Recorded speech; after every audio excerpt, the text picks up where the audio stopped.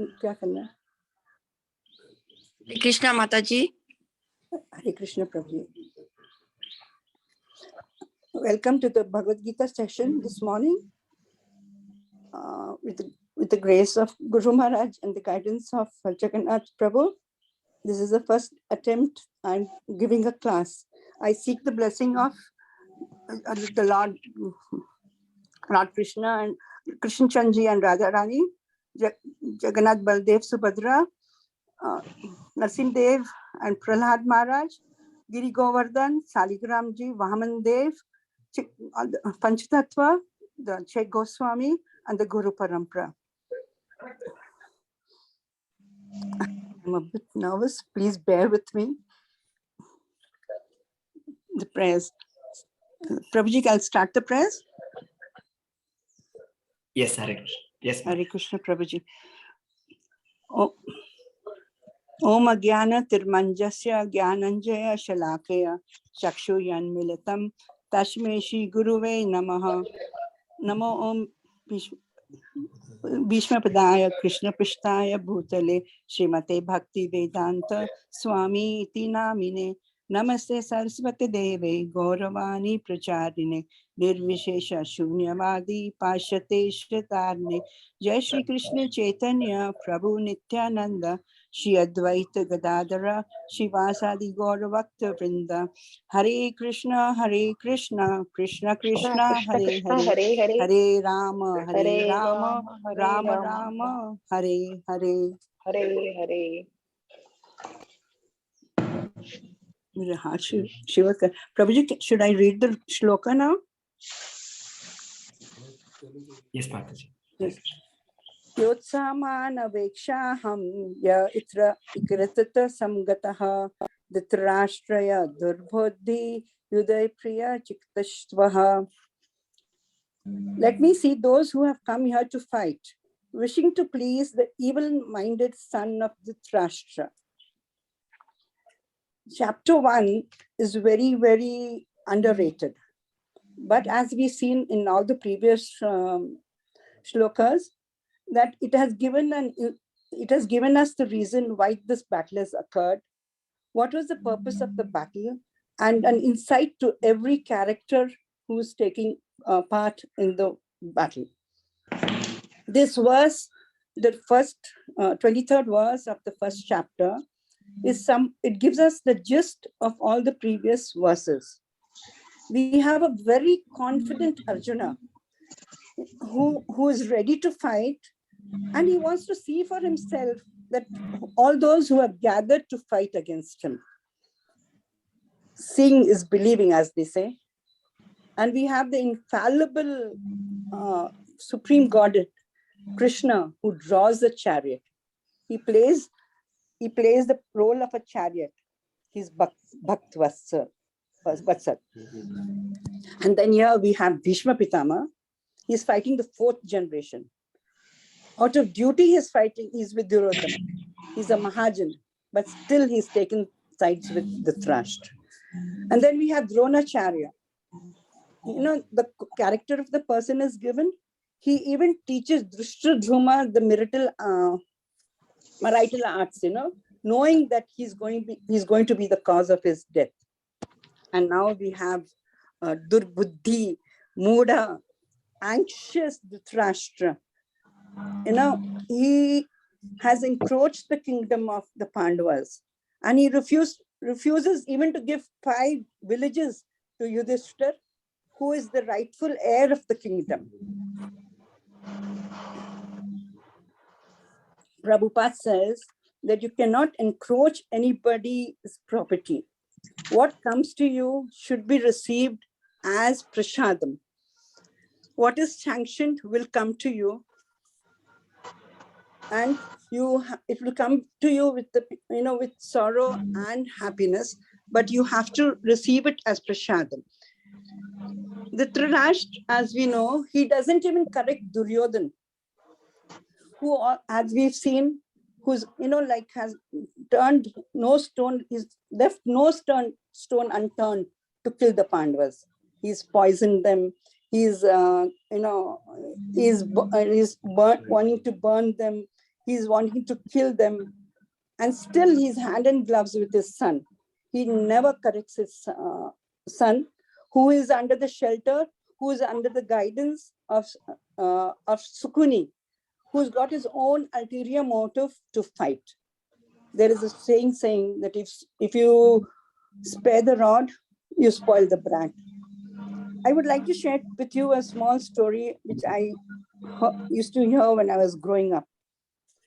A young lad was, sentenced to death, and the judge asked him, "What do you want to do?" He said, "I want to see my mother." So when the mother came, he bit the mother's ear, and she shrieked, and she says, "Why? I love you the most, and you've done this to me." He says, "No, if you had corrected me when I first stole the rubber from in school, I would have not come here. I suppose if Duryodhan was corrected, the battle would have not happened." So we get an insight of every character in this Bhagavad Gita.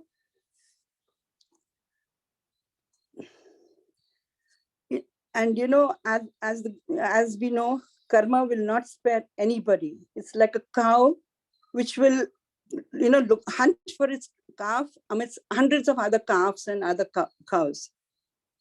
Even Mahajan Bhishma Pitama is not going to be spared. Now we say Dhritarashtra is like a moda. What is he doing? He's got the whole kingdom to enjoy. Duryodhan never even wore the same clothes, He had everything at his disposal. But what are they doing? Like a donkey carrying the burden. The donkey is carrying so many bundles of clothes, but he doesn't even know that one cloth also does not belong to him. And what is he doing it for? A bundle of grass, which is available everywhere. Prabhupada says nobody starves. Krishna has provided. Srila Prabhupada says that nobody starves, and Krishna is provided for everybody. Krishna had given an equal opportunity both to Arjuna and to Duryodhana. It is the choices we make in life that we are put into certain circumstances. Duryodhana, as we all know, chose the Narayani Sena, and Arjuna was so happy to have Krishna by himself to him. So we have to be very careful with whom we associate, and and who your advisor is. As we all know, when there is rainfall and the drop of water, if we can collect it in a hand or in a clean vessel, we can drink it. It falls on a hot tawa, hot place, it evaporates. If it falls on an oyster, we get a pearl. And if it falls in the gutter, it is of no use. In Ramayana, we have Kaikeyi, who is influenced by mantra. And then, the whole Ram was exiled. She was slowly poisoned, and she was in the company of mantra, and the whole episode of Ramayana took place. We have a very nice example of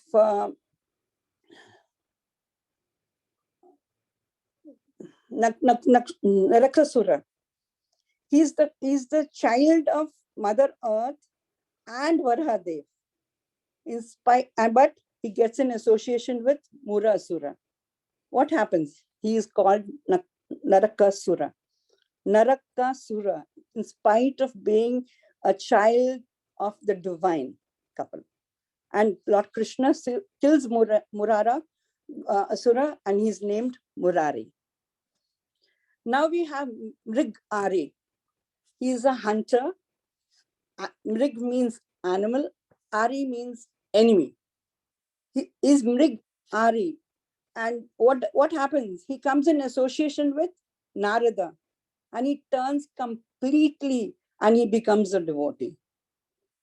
In Chaitanya Charana, we have Haridas Thakur, who was trying to be defamed by Ramchandra Khan. He sends a prostitute, and Haridas Thakur doesn't run away. He tells her, "You sit down, let me finish my rounds." And she turns over a new leaf. She falls on the foot of Haridas Thakur and becomes a devotee. So it is very, very important that we associate with the right people we don't become a muda or a durbuddhi like Duryodhan. Now, in the Satyuga, we have Hiranyakashipu. He's got us, he's got all the demigods serving for him. Hiranyakashipu means bed of gold. But what he's so agitated, he has no control over his mind. They absorb, they take shelter in insatiable lust. They're obsessed in pride. They're obsessed with greed. They think they can even conquer the Lord. And on the other hand, we have Prahlad Maharaj. He's just 5 years. And what has he done? He has listened to Narad. He's completely surrendered to the Lord. Complete surrender. Surrender means no demand, no question. Is complete surrender. That is dharma. And even though the father has done all the atrocities with him, not once does he grumble. Not one verse we have in the Bhagavatam that he's speaking against the father. In fact, he's so sure that the Lord will protect him, and this is done. And he tells the Lord, when Narasimhadev appears, that any amount of beauty, strength, money, fame will not please you. It's only bhakti which will please the Lord. So we have to be surrendered. We have to be surrendered. There is no other mark. There's another example, Ravana. He had the Pushpa Vivahan. Even the Wright brothers, he came now and got the airplane done. He was already enjoying. What? They're not stable. The mind is so agitated. Then we have Yudhishthir here. Even Yudhi means stable. Yudhishthir means on a battlefield. He's so stable with all the difficulties he went through. They were stable. Why? Because Krishna was on this side. We all have a battlefield in life to, in our areas. So if we surrender to the Lord, only if we surrendered and we put and don't be like a mudha, and use our intelligence properly, surrender to the Lord, only then can, we come out of this, come out birth, death, a circle of birth and death. One important thing, Dhritarashtra was blind, materially and spiritually. But when he wanted to know the truth, whom did he approach? He approached Sanjaya, who was a disciple of Vyasadeva, who was a disciple of Narada. He also knew that if you want the truth, you have to seek the seer, a teacher who has a teacher. There's a very popular saying of Shakespeare. He says, there's a tide in the affair of men, which taken at the flood will lead to fortune. So we are blessed that we are in the tide, we are in the flood of everyday classes, we are in the flood of Prabhupada, who has given us the Bhagavad Gita as it is. So it is my request, don't be a durbuddhi, don't be a muda, surrender. We should surrender. We should chant Hare Krishna, Krishna Krishna, Hare Hare, Hare Ram, Ram Ram, Hare Hare. This life of human life, we do not get again and again. So please make use of it. Please make use of it. In Ramayana also, the Lord himself says that you should surrender and you should take on to the lotus feet of the Lord. Hare Krishna, Prabhu. Thank you. Thank you all for bearing with me. I'm sorry if I've been a little nervous. This is my first class. And thank you, Jagannath Prabhu, for having, and Sridhar Prabhu,